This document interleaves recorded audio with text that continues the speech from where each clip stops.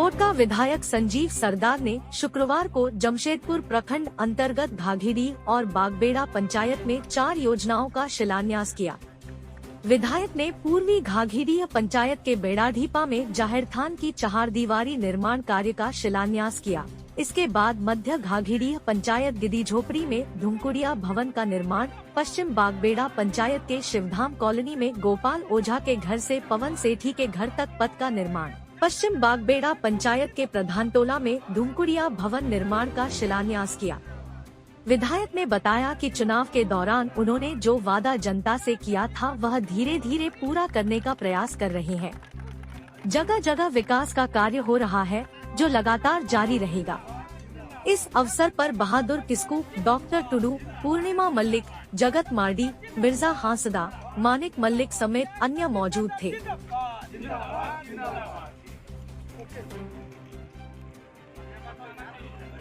के अंतर्गत 4 जगह पे जो हम लोग चुनाव के समय में जो क्षेत्र भ्रमण किए थे उसमें चुनावी वादा किए थे और उस वादा के तहत आज घाघीडीह पंचायत के बेड़ाढीपा ग्राम में जो जहर स्थान था वो घेराबंदी का शिलान्यास किए हैं। साथ ही साथ गिदी झुपड़ी के जो धुमकुड़िया भवन गांव वासियों के लिए और माझी बाबा लोगों के लिए यहाँ धुमकुड़िया भवन का हम लोग शिलान्यास किए हैं और बागबेड़ा